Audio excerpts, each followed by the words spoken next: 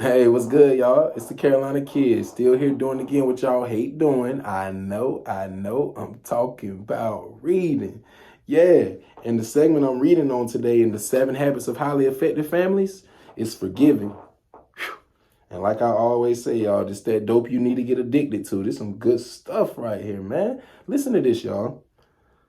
For many people, the ultimate test of the proactive muscle comes in forgiving. In fact, you will always be a victim until you forgive. One woman shared this experience. I came from a very unified family. We were always together children, parents, brothers, sisters, aunts, uncles, cousins, grandparents, and we dearly loved one another. When my father followed my mother in death, it deeply saddened us all. The four of us children met to divide our parents' things among us and our families. What happened at the meeting was an unforeseen shock from which we thought we would never recover. We had always been an emotional family, and at times we had disagreed to the point of some arguing and temporary ill will toward one another, but this time we argued behind anything we had ever known before. The fight became so heated that we found ourselves yelling bitterly at one another. We began to emotionally tear at each other. Without being able to settle our differences, we each determined and announced that we were going to get lawyers to represent us and that the matter would be settled in court.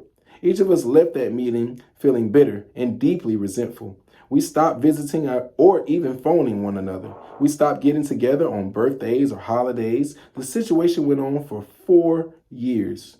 It was the hardest trial of my life. Often, I felt the pain of loneliness and the unforgiving spirit of the bitterness and accusations that divided us. As my pain deepened, I kept thinking, if they really loved me, they would call me. What's wrong with them? Why don't they call? Then one day I learned about the concept of the emotional bank account. I came to realize that not forgiving my brothers and sisters was reactive on my part, and that love is a verb, an action, something that I must do. That night, as I was sitting alone in my room, the phone seemed to cry out to be used. I mustered all my courage and dialed the number of my oldest brother. When I heard his wonderful voice say, "Hello," tears flooded from my eyes, and I could scarcely speak. When he learned who it was, his emotions matched mine. We each raced to be the first to say, "I'm sorry." The conversation turned to expressions of love, forgiveness, and memories. I called the others. It took most of the night. Each responded just as my oldest brother had. That was the greatest and most significant night of my life. For the first time in 4 years, I felt whole. The pain had quietly been ever present was gone, replaced by the joy of forgiveness and peace. I felt renewed. Notice how all four gifts came into play in this remarkable reconciliation.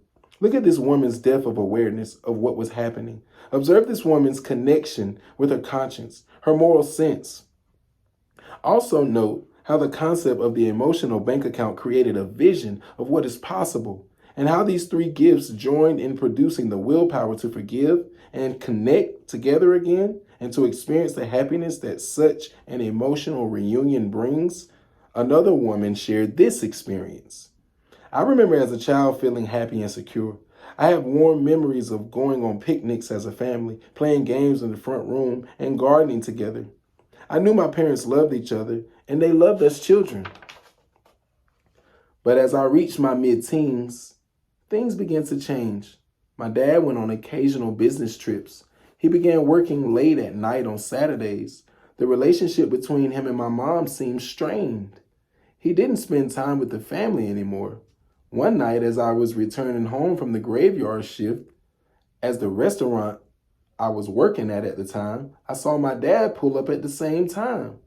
I realized then he hadn't been home all night. Eventually, my mother and father separated and then divorced. It was a bitter blow to all of us as children, especially when we discovered that dad had been unfaithful to mom. His infidelity, we learned, had started on one of his business trips. Several years later, I married a wonderful young man. We loved each other deeply, and we both took our marriage vows very seriously. Everything seemed to be going very well until one day when he told me his job would require him to leave for a few days on a business trip. Uh-oh. Suddenly, all the pain of the past washed over. It was on his business trips, I remember, that my dad began being unfaithful to my mother. I had absolutely no reason to doubt my husband. There was nothing to justify my fear, but the fear was there, deep and painful. I spent much of the time my husband was gone crying and wondering. When I tried to explain my fears, I knew he didn't really understand. He was totally committed to me and didn't see his traveling as a problem. But from my perspective, he didn't seem to realize how he needed to be always on his guard. I felt he would not have nearly the discernment in these situations that I would have because no one in his family had ever done what my father had done. My husband went on several business trips during the following months. I tried to be more positive in my interactions with him. I worked hard to control my thoughts and feelings, but every time he left, I would panic inside. The emotional stress became so intense that I had difficulty eating and sleeping whenever he was gone. And as hard as I tried, nothing seemed to make things better. Finally, after years of dealing with deep pain, I reached a point where I was able to forgive my father. I could see his behavior for what it was, his behavior. He had hurt us all deeply, but I found I could forgive him and love him and let go of the fear and the pain. This became a major turning point in my life. All of a sudden, I discovered that the tension in my marriage was gone. I was able to say, that was my dad, not my husband. I found I could kiss my husband goodbye as he left on his trips and shift my focus to all I wanted to get done before he got back. I don't mean to suggest that everything became perfect overnight. Years of resentment toward my father had created deeply ingrained habits. But after that pivotal experience, when the occasional thought or feeling would surface, I was able to recognize it, address it quickly, and move on.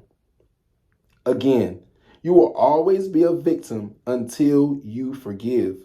When you truly forgive, you open the channels through which trust and unconditional love can flow. You cleanse your own heart. You also remove a major obstacle that keeps others from changing because when you don't forgive, you put yourself between people and their own conscience. You get in the way. You become a roadblock to change. Instead of spending their energy on deep interior work with their own conscience, they spend it defending and justifying their behavior to you. One of the greatest deposits you can make in your relationship with family and in the basic quality and richness of your own life is to forgive. Remember, it isn't the snake bite that does the serious damage. It's chasing the snake that drives the poison to the heart. Wow. The dope y'all need to get addicted to. Yes. Yes. Y'all, we gotta forgive. We have to forgive. If we don't forgive, it leaves us stuck right here. It leaves you stuck mentally. And if you're stuck mentally, that 100% means you're stuck physically. Because anywhere in life that you're trying to go, your mind has to go there first. Your mind has to be there before your body can. So if your mind's stuck, so are you. You know, you have to get your mind out of feeling like a victim. Yes, you were hurt. And it sucks. You were done wrong. It should not have went down that way at all. But it did. It happened. You know, what did we learn from it? What can we gain from it? You know, because we can no longer remain to be a victim of our circumstance. And I know you won't forget, but forgiving is necessary for you and also the person that hurt you. So we have to always understand that once you forgive, you can begin to master your future. Instead of being a victim of the current circumstance, you can start to master your future.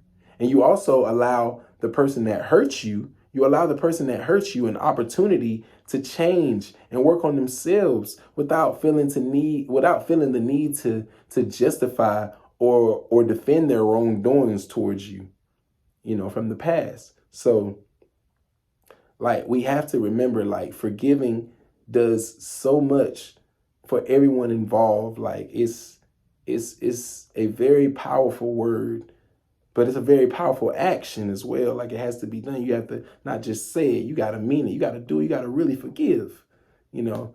And we have to remember some of the things that's happened to us in the past, like, you know, our childhood pain, our past relationship pain, or whatever other pain you have scarring you from the past. Whatever it may be, it shouldn't reflect onto your kids. It shouldn't reflect onto your current husband and or wife, you know, boyfriend or girlfriend, or any current relationship you have with anyone.